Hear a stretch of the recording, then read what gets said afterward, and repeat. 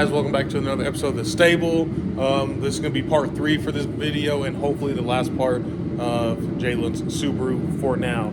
So I'll go ahead and flip the camera around, let you know what we got going on. So we'll just go ahead and pin it to Jalen because part of the reason why we're doing what we're doing right now is because it's his fault. So when we had the transmission laying over there on the ground in the last video, we told Jalen that the slave cylinder should probably be changed out. And who would have guessed it was bad? Yeah, so turned out it was bad. So we had the slave cylinder in there, and then every time we tried to go through the process of bleeding it, the little plunger would come out, but it wouldn't work, and Jalen's clutch pedal was stuck to the floor. So, as how it usually goes with working with Jalen, we took 1 step forward and 2 steps back. Isn't that right, Jay? So, Jalen was just up underneath the dash. The little lever that goes for the backside of the slave cylinder and the reservoir, which I'll show you guys in a minute, goes through there and is actually above the gas pedal.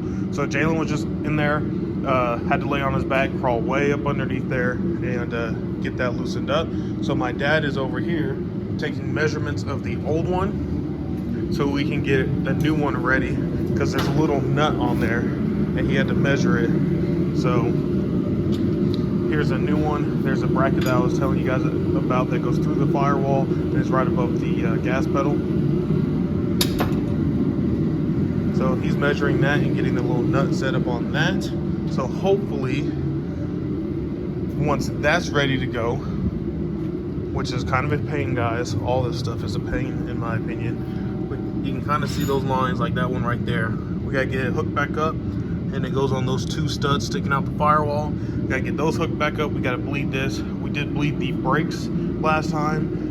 So after we get the whole clutch reservoir situation handled, we are gonna come in here, drain the coolant out this radiator, pull the radiator out, pop off the crank pulley, put the stock one back on there, because they said with the Subarus and with all the vibrations and everything, it's better to have the stock crank on there.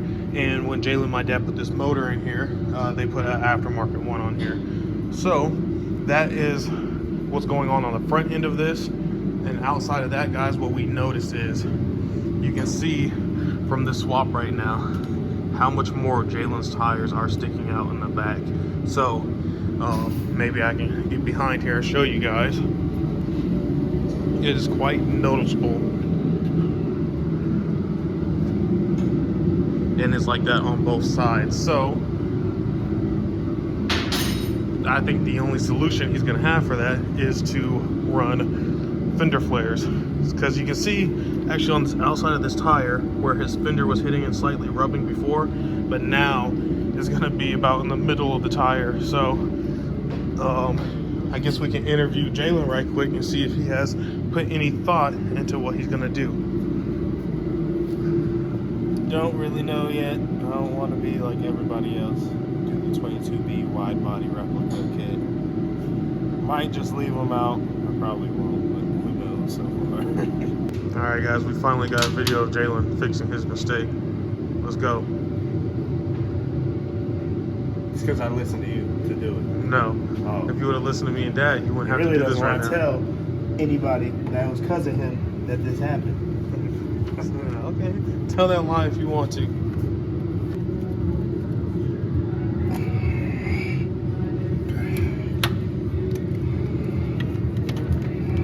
Yeah, that shit going the wrong way.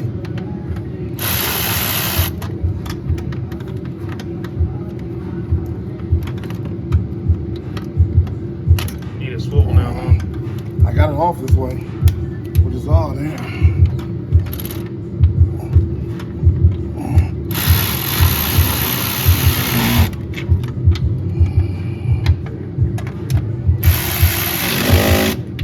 Get a ratchet. The hose at. It fell down in there on the side of that. So yep. we have this In the front, and it fed back into itself. And we might have to hold that line in the bottom. We have a choice. So I need fluid. If it. So guys, we're bleeding the master cylinder. Pretty much a 3-person job. My dad is holding that white nozzle down there on the bleeder screw. I'm loosening it and tightening it. So when I have it tight, Jalen's pumping the clutch on the inside, building pressure. And then we'll have him press down on the clutch, hold all the way down to the floor. I crack that bleeder open, then we drain it into the air and the fluid into that bottle. And then I close it again. Jalen starts pumping, and then I top off that little reservoir right there. So pretty much how we're having to do is a 3-person job right now. But Jalen said the clutch is slowly moving off of the floor into the proper position. So Where's the pedal at now? Still on the floor? Huh? Yeah.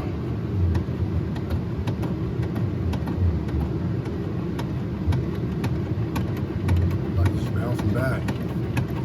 See it right here.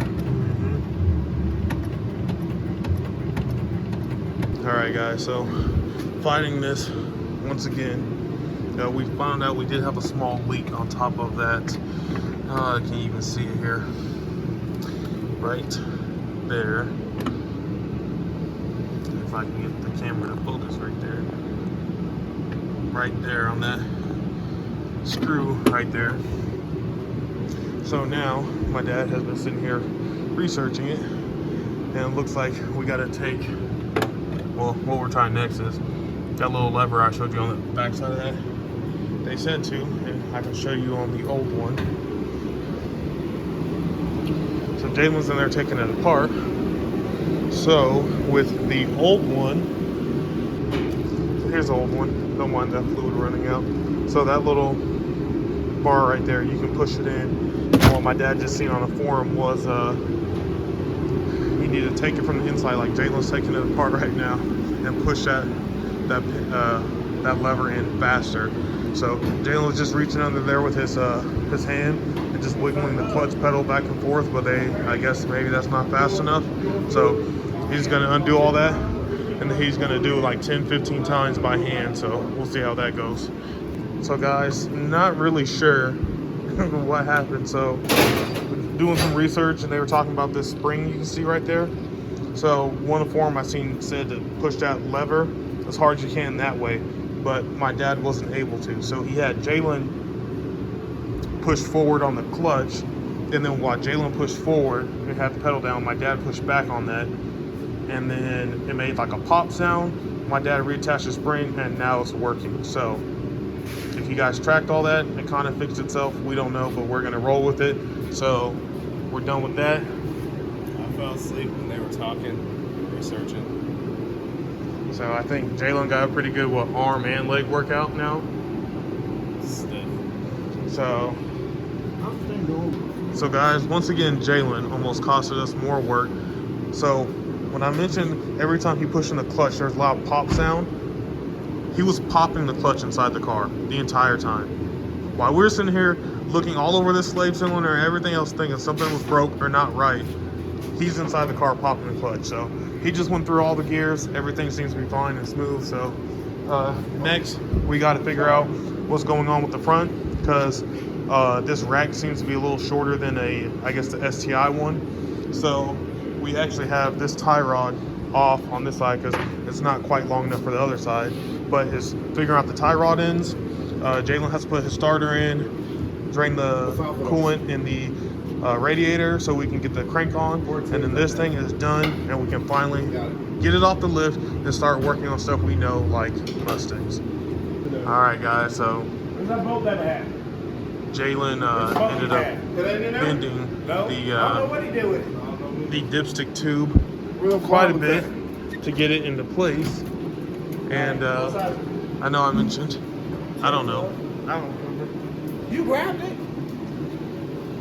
I know I mentioned in one of the videos the dipstick was one of the things that you see people do in YouTube videos that make it look easy and they don't tell you how it's done. There's no good way to do it, guys. It's absolutely awful trying to get the dipstick tube out and to get it back in. So it was a complete fight. Almost gave up and just bought a universal one. But Jalen bent it, and my dad was able to guide it in from the bottom. So that leaves, couldn't get the crank pulley off because the whole motor is turning over every time we put pressure on the crank. So have to come back to that. And this tie rod end on this side, you can see if we have it hooked up how far that rotor is turned in, as opposed to this side, which looks like it's pretty good. Might slightly be out, but so we're down to 3 things on the list of what this car needs, and it's fighting us all the way till the end. All right, guys, so it's the next day. To be honest, me and Jalen really didn't even want to mess with his car today, but my dad came out here, so we decided to come out here as well.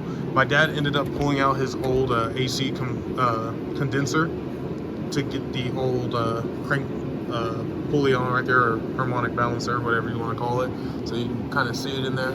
So my dad had that part knocked out. Old condensers right there. Jalen's AC doesn't work, of course, but he wants to get it working, so he's just going to opt to get a new one of those. And then as far as the wheels go down here, because we were fighting the power steering rack last night, if you can see, it's kind of hard to even see down here, but the boot right there on each side, right there, this side was way extended and this side was compressed.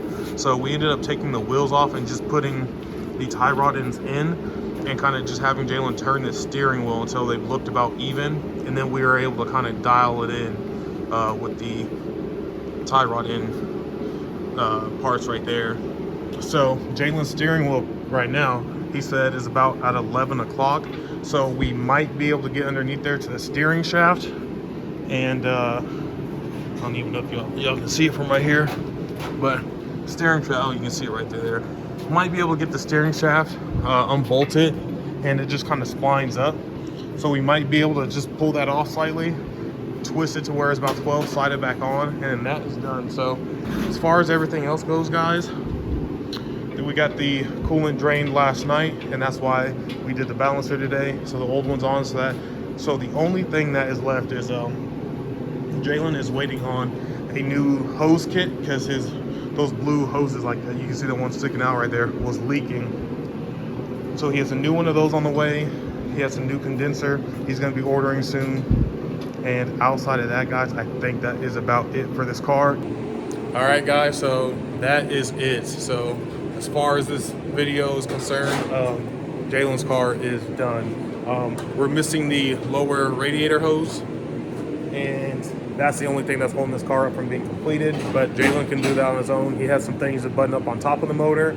He has to put his radiator back in once he gets the hose, and then that's it. He's going to take it back up to Harvey at Boost Creek, have it retuned, probably going to max out the turbo, and we'll see what it puts down. So I'm going to end this video here, but we'll probably pick it up in maybe 3-4 days. We'll see how long it takes for Jalen's parts to come in. So when we pick it back up, though, we'll be going on a test drive and getting Jalen's first impressions of the complete STI swap being done. So